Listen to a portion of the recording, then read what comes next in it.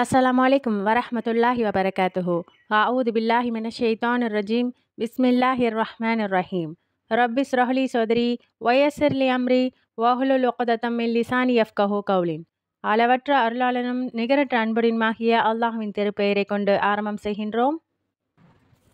படைப்பாளனாகிய அல்லாஹ் தஆலா மனித சமுதாயத்துக்காகவே வானம், பூமி, மித்த பிற கோள்கள், மலைகள், மரங்கள் அப்படின்னு சொல்லி எண்ணற்ற விஷயங்களை இந்த உலகத்துல படைச்சிருக்கான். அதுல சனிக்கிழமையன்று அல்லாஹ் தஆலா வானம், பூமி மற்றும் மித்த பிற நட்சத்திரங்கள் எல்லாத்தையும் படைச்சிருக்கான். ஞாயிற்றுக்கிழமையில மலைகளையும், திங்கட்கிழமை மரங்களையும், செவ்வாய்க்கிழமையன்று அல்லாஹ் தஆலா உலோகங்களை படைச்சதா சொல்லி காட்டுறான். உலோகம் அப்படின்னு சொல்லும்போது இந்த உலகத்துல பல வகையான உலோகங்களை ரேர் எலமெண்ட்ஸ்னு சொல்லுவோம். அது எல்லாமே இந்த பூமியில எங்க பார்த்தாலும் பரவி கிடக்குது. முக்கியமா சொல்லணும்னா 17 வகைகளாக இருக்கு அப்படின்னு சொல்லி தங்கம், வெள்ளி, பிளாட்டினம், யுரேனியம், லித்தினியம், கோபால்ட், ரோடியம், இரிடியம்னு சொல்லி பல விஷயங்களை குறிப்பாகவே சொல்லுவாங்க. இது எல்லாத்துலேயும் மனுஷங்களுக்கு பலவிதமான தேவைகள் இருக்குது. இதை வச்சு தான் ஹோம் அப்ளையன்ஸ் ஆகட்டும், எலக்ட்ரிக் அண்ட் எலக்ட்ரானிக்கல்ஸ் இந்த மாதிரியான ப்ராடக்ட்டுகளை தயாரிக்கிறதாகவும், ஃபேக்ட்ரியில் அவங்க யூஸ் பண்ணுற விஷயங்களுக்கும், செல்ஃபோன் துவங்கி எல்லா வகையான விஷயங்களுக்கும் இந்த எலமெண்ட்ஸை தான் பயன்படுத்துகிறாங்க. அதுலேயும் மிக முக்கியமாக இரும்பு ரொம்பவும் முக்கிய பங்கு வகிக்குது. அது உறுதித்தன்மை வாய்ந்ததாகவும் அதன் மூலம் மக்களுக்கு பல பயன்கள் பெறக்கூடியதாகவும் இருக்குது. இது எல்லாமே பூமியில் பரப்பப்பட்டு மனிதனுடைய தேவைக்காகவே அல்லாஹ் தஆலா இறக்கி வச்சிருக்கான். இதே போன்று அல்லாஹ் தஆலாவும் தன்னுடைய திருமறையில் பலவிதமான எலமெண்ட்ஸை பற்றி தன்னுடைய திருமறையில் சொல்லி காட்டுறான். உலகத்தின் கவர்ச்சியாகவும் மனிதர்களுக்கு தேவையுடையதாகும்னு சொல்லி ஒரு லிஸ்டையே சொல்கிறான். 3வது அத்தியாயத்தின் 14வது வசனத்தில் அல்லாஹ் தஆலா பெண்கள், பிள்ளைகள் மற்றும் தங்கம், வெள்ளி, குதிரைகள், கால்நடைகள், விளை நிலங்கள், வாகனம்னு சொல்லி இந்த மாதிரி விஷயங்கள் எல்லாம் பூமியில் கவர்ச்சிகரமான பொருளாக படைக்கப்பட்டிருக்கு அப்படின்னு சொல்லி நாம் விரும்பக்கூடிய தங்கம், வெள்ளியை அல்லாஹ் தஆலா இந்த முக்கியமான செல்வங்களில் ஒன்றாக சொல்லி காட்டுறான். இது மட்டும் அல்லாமல் குர்ஆனில் இன்னும் பல கனிமங்களை பற்றியும் சொல்லப்பட்டிருக்கு. அதில் இரும்பு, தங்கம், வெள்ளி, காப்பர் அதாவது பிராஸ்ன்னு சொல்லுவாங்க. இந்த காப்பர் பாத்திரத்தில் தண்ணி குடிக்கிறதும் சாப்பிட்றதும் உடல் நலத்துக்கு நல்லது அப்படின்னும் சொல்லப்படும். ஆக செம்பு, பித்தளை இது மாதிரியான பாத்திரங்களாகட்டும் மனித உடலுக்கு நன்மை செய்யக்கூடியதாக இருக்குது. அது மட்டும் இல்லாமல் அல்லாஹ் சல்ஃபரை பற்றி சொல்கிறான். அதாவது பிரிம்ஸ்டோம்னு சொல்லுவாங்க. அல்லாஹ் தஆலா தன்னுடைய திருமறையில் 11வது அத்தியாயத்தின் 88வது வசனத்தில் வானத்திலிருந்து கல்மழையை பொழிய செஞ்சு பல சமுதாயத்தை அழிச்சதாகவும் சொல்லி காட்டுறான். அப்போ மேலேந்து ஒரு பொருள் வந்து அது திடீரென்று தீப்பற்றி தீ மழையாக கல்மழையாக பொழியக்கூடிய அந்த சம்பவத்தை அல்லாஹ் தஆலா சொல்லி காட்டுறான். இது மட்டுமல்லாமல் 105வது அத்தியாயத்தின் 4வது வசனத்தில் அல்லாஹ் தஆலா அபாபில் அப்படிங்கிற பறவையை அனுப்பி அதுகிட்ட சிஜ்ஜீன் அப்படிங்கிற ஒரு கல்லை கொடுத்து அந்த கல் மேலிருந்து கீழே போடப்பட்டு யானை படையே எதுவுமே இல்லாமல் அழிஞ்சு போன வரலாற்றையும் திருமறை குர்ஆனில் சொல்லி காட்டுறான். இந்த மாதிரியான பல எலமெண்ட்ஸை பற்றியும் அல்லாஹ் குர்ஆனில் பேசுகிறான். அது மட்டும் இல்லாமல் முத்து, பவளம், பேர்ல்ஸ்ன்னு சொல்லுவோம். அது எல்லாம் கால்சியம் கார்பனேட் மூலம் தயாரிக்கப்பட்டதாக இருக்கும். இந்த முத்து பவளங்களை பற்றியும் சுவனச்சோலையில் அவங்களுக்கு ஆபரணங்கள் வழங்கப்படுறதை பற்றி, முத்து பவளங்கள்லாம் அவங்களுக்கு அணிவிக்கப்படுங்கிற விஷயங்கள் எல்லாம் அல்லாஹ் தன்னுடைய திருமறையில் 55வது அத்தியாயத்தின் 22வது வசனத்தில் சொல்லி காட்டுறான். இதனை அடுத்து அல்லாஹ் தஆலா உப்பை பற்றியும் தன்னுடைய திருமறையில் 35வது அத்தியாயத்தின் 12வது வசனத்தில் 2 கடல்கள் இருக்குது. அதில் ஒன்று இனிப்பாகவும் இன்னொரு பக்க தண்ணி உப்பு சுவை கொண்டதாகும். இனிப்பும் உப்பும் சேர்ந்த தண்ணி பக்கத்தில் இருந்தும் அந்த 2 தண்ணியும் ஒன்றோடு ஒன்று கலக்காது. இது அல்லாஹ்வுடைய கட்டளையின் பேரில் இப்படி நிகழ்த்தப்படுது அப்படின்னு சொல்லி உப்பை பற்றின ஒரு விஷயத்தையும் சொல்லி காட்டுறான். இது போன்ற பல கனிமங்களை அல்லாஹ் தஆலா இந்த பூமியில் இறக்கி வச்சிருக்கான். இது எல்லாமே மனிதர்களுக்கு பயன்பெறக்கூடியதாகவே இருக்குது. இப்போது இதில் மிக முக்கியமான இரும்பை பற்றி நம்ம டீட்டெயில்டாக பார்த்தோம் அப்படின்னு சொன்னால், இந்த இரும்பை பற்றி அல்லாஹ் தஆலா தன்னுடைய திருமறையில் 57வது அத்தியாயம் 25வது வசனத்தில் சொல்லும்போது, நமது தூதர்களை தெளிவான சான்றுகளுடன் அனுப்பினோம். அவர்களுடன் வேதத்தையும் மக்கள் நீதியை நிலைநாட்ட தராசையும் இறக்கினோம். இரும்பையும் இறக்கினோம். அதில் கடுமையான ஆற்றலும் மக்களுக்கு பயன்களும் உள்ளன. தமக்கு தன் தூதருக்கும் மறைவான உதவி செய்வோராக அப்படிப்பட்டவர்களை அல்லாஹ் அடையாளம் காட்டுவான். அல்லாஹ் வலிமை உள்ளவன், மிகைத்தவன் அப்படின்னு சொல்லி காட்டுறான். இந்த வசனங்கள்ல அல்லாஹ் தஆலா நபிமார்களுக்கு சில முக்கியமான விஷயங்களையும், அதே போல இரும்பையும் இந்த பூமியில இறக்கி வச்ச விஷயத்த சொல்லி, இதில மக்களுக்கு பல தேவை இருக்கு. அவங்க செய்யக்கூடிய சில ஆயுதங்களாகட்டும், கன்ஸ்ட்ரக்ஷன் ஒர்க் கட்டிடக்கலைகளுக்கும் சரி, மித்த பிற டூல்ஸ்கள் செய்றதுக்கும் இந்த இரும்பு ரொம்ப உறுதித்தன்மை மிக்கதாகவும், அது மக்களுக்கு பயன் தரக்கூடியதாகவும் இருக்கிறத அல்லாஹ் சொல்லி காட்டுறான். இது மட்டுமல்லாம குர்ஆன்ல ஒரு சம்பவத்தையும் அல்லாஹ் சொல்லி காட்டுறான். அதுல மிக வலிமையான தடுக்கவே முடியாத ஒரு கூட்டத்த தடுப்பதற்காக துல்கர்னைன் அப்படிங்கிற ஒரு மன்னர் ஒரு இரும்பு பாலத்த கட்டுறாரு. அந்த சம்பவத்த பத்தி 18வது அத்தியாயத்தின் 95வது வசனத்துல அல்லாஹ் சொல்லும்போது, உலகம் முழுவதும் பயணம் செய்த ஒரு மனிதர் கடைசியா ஒரு பகுதிக்கு வராரு. அங்க உள்ள மக்கள் எல்லாம் யாஜூஜ் மாஜூஜ் கூட்டத்தினர் எங்கள் துன்புறுத்தல் செய்றாங்க. அவங்க கிட்டேருந்து பாதுகாக்க எங்களுக்கும் அவங்களுக்கும் இடையில ஒரு தடுப்பை ஏற்படுத்துங்கன்னு கேட்கும்போது, அதற்கு அவங்க சன்மானத்தையும் தர்றதா சொல்றாங்க. ஆனா துல்கர்னைன் மன்னனோ, என்கிட்ட அதிகமான செல்வங்கள் இருக்கு. அதனால ஆட்களின் மூலம் எனக்கு உதவி செய்யுங்க. நம்ம எல்லாரும் சேர்ந்து இரும்புகள அடுக்கி, அதன சூடேற்றி, அதற்கு மேல செம்ப உருக்கி ஊத்தி, ஒரு பலமான பாலத்த 2 மலைகளுக்கு நடுவுல ஒரு தடுப்பு சுவர கட்டலாம் அப்படின்னு சொல்லி அந்த வேலையில இறங்குறாங்க. இந்த விஷயத்த அல்லாஹ் தஆலா திருமறை குர்ஆன்ல சொல்லி காட்டி, ஒரு பயங்கரமான கூட்டத்தை இரும்பின் மூலம் அவங்களுடைய செயல்பாடுகள தடுத்து நிறுத்த முடியும் அப்படிங்கிறத நமக்கு பறைசாற்றும் வகையில இந்த விஷயத்த சொல்லி காட்டுறாங்க. இது மட்டுமல்லாம இவ்வளோ உறுதியான இரும்ப அல்லாஹ் தஆலா ஒரு நபிக்கு வசப்படுத்தி கொடுக்குறான். அவங்க தான் தாவூத் அலைஹிஸ்ஸலாம். அவங்களுக்கு இந்த இரும்பு வசமாக்கப்பட்டு, அவங்களுடைய போர் கவசமாகட்டும், மித்த பிற தேவைகளுக்காகவும் இந்த இரும்ப வளைச்சி ஈஸியா அவங்களுக்கு தோதுவாக அது வளைந்து தன்மை கொண்டதாக இருக்கும். ஆனா இரும்ப பொறுத்த வரைக்கும் யாராலையும் வளைக்க முடியாத உறுதித்தன்மை மிக்கது. தாவூத் அலைஹிஸ்ஸலாம் அவங்களுக்கு அல்லாஹ் தஆலா அதனை வசப்படுத்தி கொடுத்ததாகவும் சொல்லி காட்டுறான். இப்படியாக இவ்வளவு உறுதித்தன்மை வாய்ந்த இந்த அயன் அப்படிங்கிற மெட்டல், அதாவது இரும்பு, பூமியில நம்முடைய இறைவனால எங்க பார்த்தாலும் தூவப்பட்டிருக்கு. இது மனிதர்களுக்கு ரொம்ப அத்தியாவசியமான தேவை அப்படிங்கிறதுனால தான் அல்லாஹ் இதனை பூமி முழுக்க தூவி விட்டுருக்கிறதாவும் சொல்லி காட்டுறான்.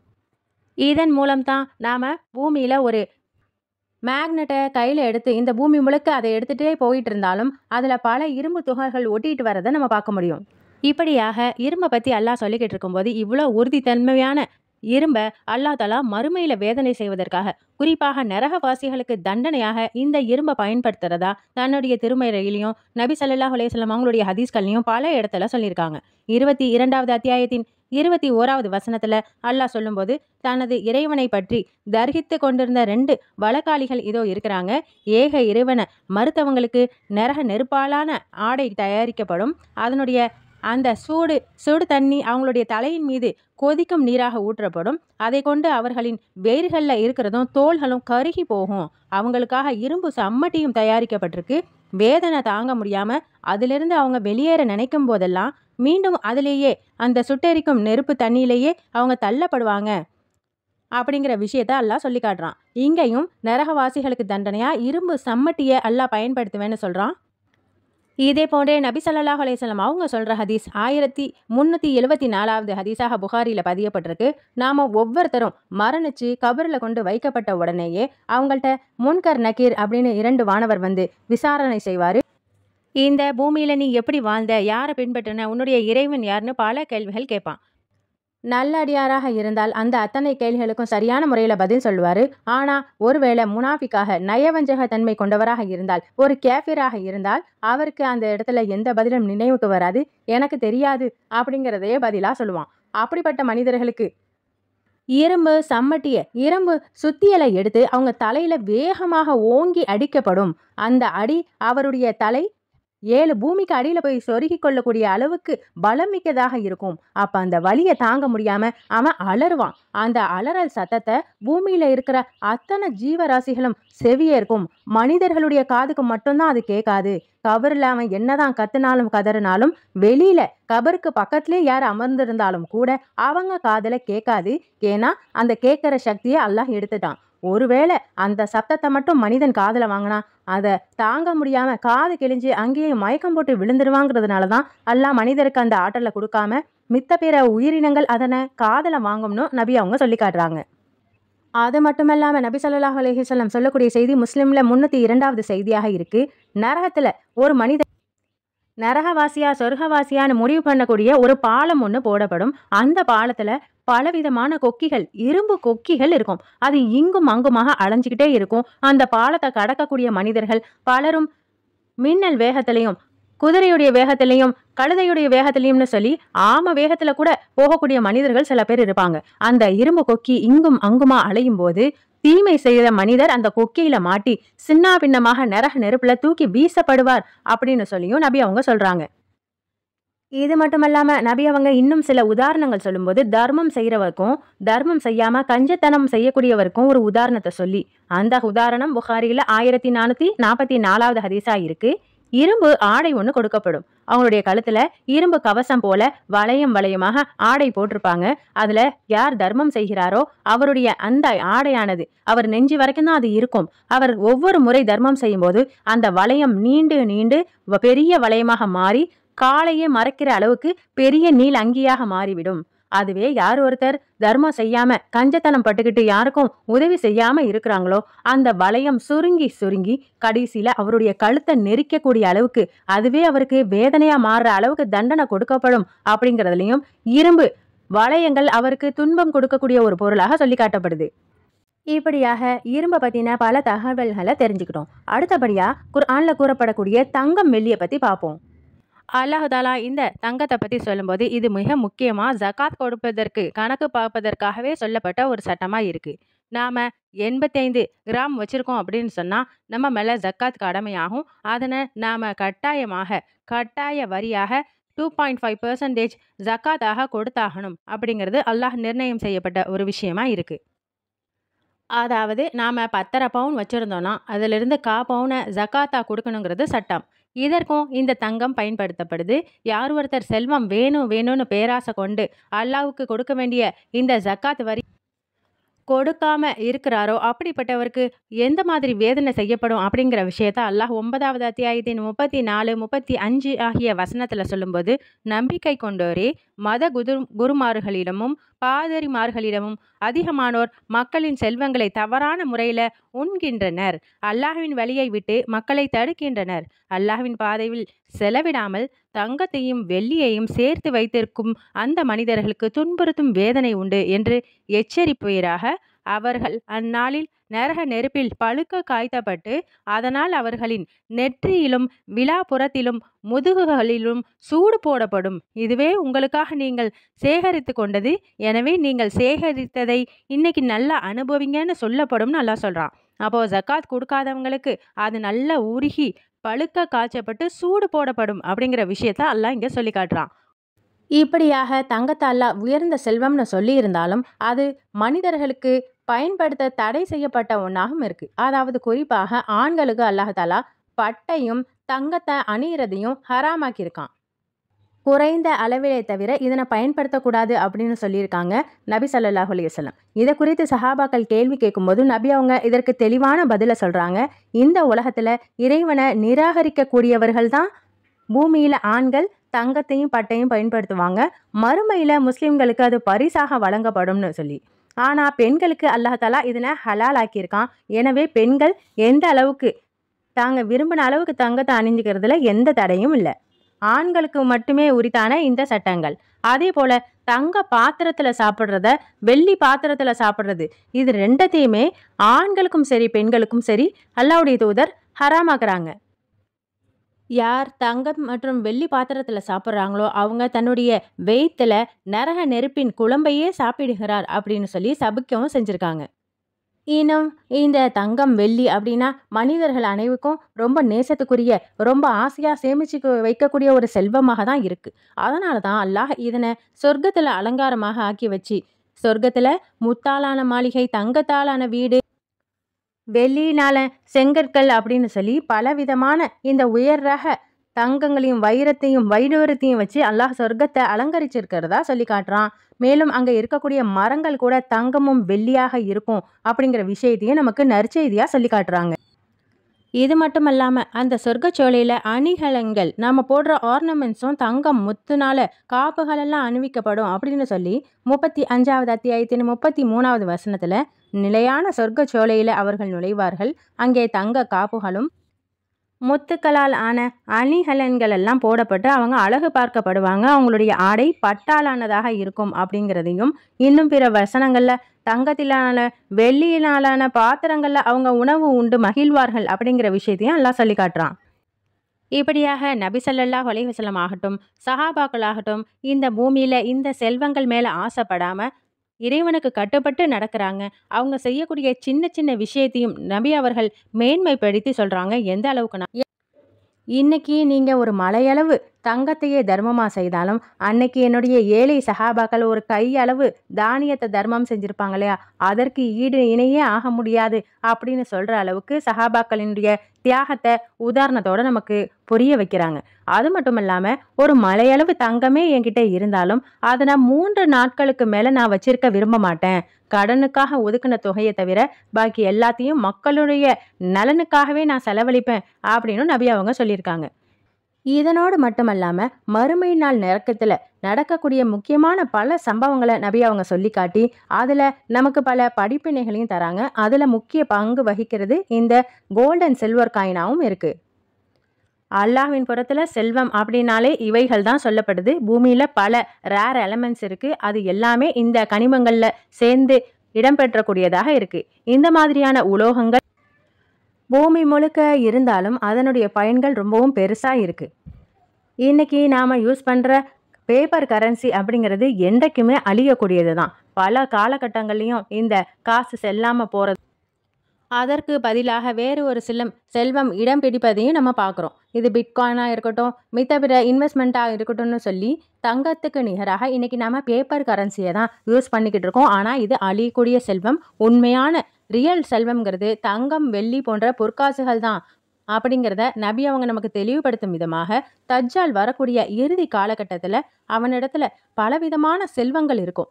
எந்த அளவுக்குன்னா, பாலடைஞ்ச பூமிக்கு போய் உன்னுடைய செல்வங்களை வெளியேற்றுன்னு சொன்னா, தேனி பூச்சிகளை போல அந்த புதையல்கள் எல்லாம் அவனை பின்படுந்து அவன் மக்களுக்கெல்லாம் பெரிய மன்னனாகவும் பெரிய இறைவனுமாகவுமே காட்சி அளிப்பான். அப்படிப்பட்ட சூழ்நிலை ஏற்படும் அப்படிங்கிறதையும், நம்முடைய சமுதாயத்துக்கு மிகப்பெரிய சோதனையே செல்வம் தான். அந்த செல்வம் அளவுக்கு மீறி மிகைப்படுத்தி மக்களிடத்துல இருக்கும். அந்த செல்வம் தான் அவங்களுக்கு கொடுக்கப்பட்ட பெரிய சோதனை அப்படிங்கிறதையும் நபி அவங்க சொல்லி காட்டுறாங்க. பூமியில பல குழப்பங்களும் பல பிரச்சனைகளும் நோய்களும் பரவி இருக்கும்போது மனிதர்கள் தன்னை தற்காத்து கொள்ளக்கூடிய ஒரு செல்வம் அப்படின்னாலும் அது பேப்பர் கரன்சி அல்ல, தங்கம், வெள்ளி, காசு அப்படிங்கிறத குறித்து தான் அல்லாஹ் சூரத்துல் கஹஃப்ல குறிப்பிட்ட 7 மனிதர்கள் ஒரு குகையில தஞ்ச புகுந்தாங்க. அவங்க தன்னுடைய ஈமான பாதுகாத்துக்கிறதுக்காகவே அப்படி செஞ்சாங்க. அங்க அவங்க 300 வருஷமும் 309 வருஷமும் தூங்கியதாகவும் சொல்லி, அவங்க எந்திரிச்ச உடனே அவங்க உணவு வாங்குறதுக்காக வெளியே போறாங்க. அப்ப அவங்களுடைய கையில பொற்காசுகளும் வெள்ளி காசுகளும் தான் இருந்துச்சு அப்படிங்கிற சம்பவத்தை அல்லாஹ் குர்ஆன்ல சொல்லி காட்டுறான். இதையே நமக்கு சொல்லணும் அப்படின்னா, இன்னைக்கு நாம எல்லாமே அப்படியே ஆன்லைன் டிரான்சாக்ஷனாக பேங்க் அக்கௌண்ட் டு அக்கௌண்ட் அப்படியே டிரான்ஸ்ஃபர் பண்ணக்கூடிய பல முறைகளை கையாண்டுட்டு வரும். தஜ்ஜால் வரக்கூடிய சமயங்கள்ல அவன் நம்முடைய அக்கௌண்ட்டை ஃப்ரீஸ் பண்ணாலோ, அல்லது நான் தான் இறைவன் ஒத்துக்கிட்டா தான் உன்னுடைய செல்வம் உனக்கு கொடுக்கப்படும்னு மிரட்டினாலோ நாம எதுவுமே செய்ய முடியாது. அவனுக்கு கட்டுப்பட வேண்டிய ஒரு சூழ்நிலை ஏற்படலாம். அதே போல நான் தான் இறைவன் நீங்க ஏத்துக்கலன்னு சொன்னா உன்னுடைய செல்வம் எல்லாம் அழிஞ்சு போயிடும், உன்னுடைய காசு செல்லா காசு ஆகிவிடும்னு நம்மளை மிரட்டினாலும் ஆச்சரியப்படுறதுக்கு இல்லை.